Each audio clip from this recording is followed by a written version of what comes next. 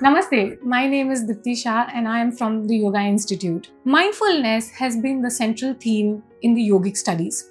Maharishi Patanjali says that only when we become more aware of every minute of our day, every action that we perform, is when one can go closer to the higher realms of existence. Not only Maharishi Patanjali, but a lot of ancient texts talk about mindfulness as its central objective. It is very important that if we want to grow in our life and transform ourselves into better living beings, it is very important that we become more and more mindful in each and everything that we do. Maharishi Patanjali in Patanjali Yoga Sutras provides us very important concepts like Santosha, which is called as contentment. There is another important concept called as Aparigraha, which is non-hoarding. Now, all of these concepts help the mind to declutter itself. Only when the mind is decluttered is when it can focus and concentrate on more important tasks at hand. Only when there is that inner peace, that inner calm, that inner clarity is when one can stay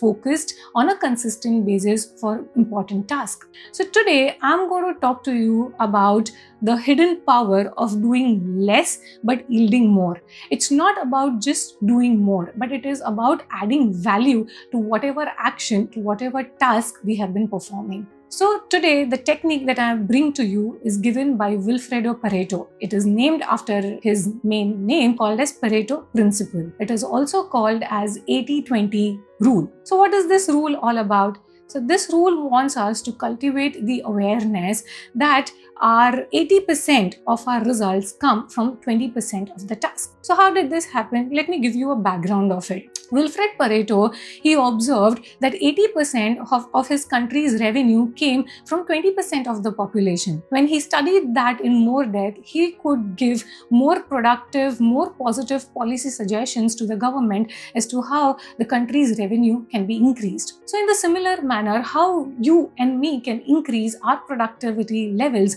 and thereby achieve our goals or objectives in life. So for example, talking about an entrepreneur, if he analyzes that 80% of the business revenue comes from 20% of the clients, then this businessman can focus on those 20% of the clients and can strategize and provide more quality work and thereby increase the success rate of the business. Also take an example of a student. If a student understands that 80% of the academic scores comes from 20% of the time that puts into studies, this 20% time is the time when the student is highly focused and concentrated, and that is why it yields into better results. So now how do we extend this principle to our regular life? So let's understand this stepwise. So the first step, how do we go about it, is because there are a lot of tasks that we perform during a day. And at the start, it is very difficult to understand which are those 20% of the tasks which can take us closer to our life goals or our important objectives. So what we do is just take a notepad and a pen and start listing down what all tasks do you have at hand. You can decide a time span, a time duration for yourself. It could be a day, a week, or a month. So what are the tasks that you need to complete in this given day, in this given week, or in this given month? List down all of that. In the second step, start identifying out of all the tasks that you have noted down, which are the most important tasks that is going to take you closer to your ultimate objective at that time. So tick them, okay, and eliminate the other tasks. In step 3, you start prioritizing on those important tasks that you have identified. What do you do with the rest of the tasks? Are they not important? No, they just don't require that amount of priority at this stage. So they can be either eliminated or can be delegated to some other person. So let's take an example of a student who has an exams coming up. Okay, so the priority is to study for those upcoming exams. At that time, hanging out with friends or attending a friend's birthday party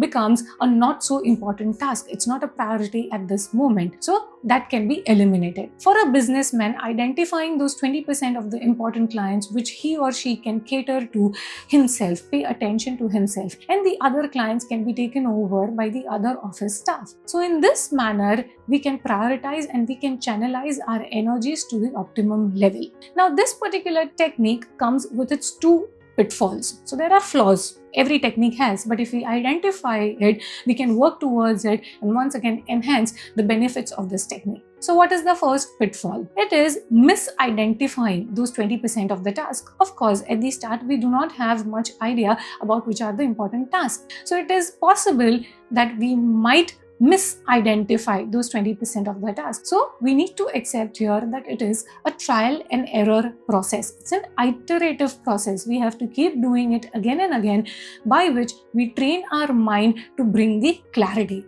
Once the clarity arrives, it will be smooth sailing. The second pitfall is completely ignoring those other tasks which are not the priority. Now here it is very important to understand they are the 20% of the tasks that you have identified, they are a priority now. But the other tasks, they are also important and they cannot be completely ignored. So when you put in a lot of focus on just 20% of that task, it comes with its defect that the other tasks are completely ignored. So an entrepreneur who just focuses on the 20% of the important clients and does not pay attention to the other clients, in the long run might get hit with very bad business.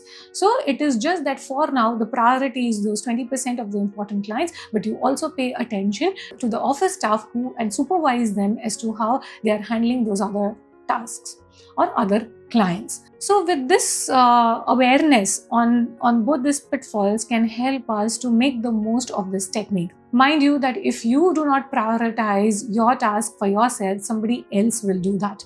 And that somebody else do not know what is your life objective or what is your ultimate goal. And that's why you might keep struggling. That's why make the most of this technique and add value to everything that you have been doing.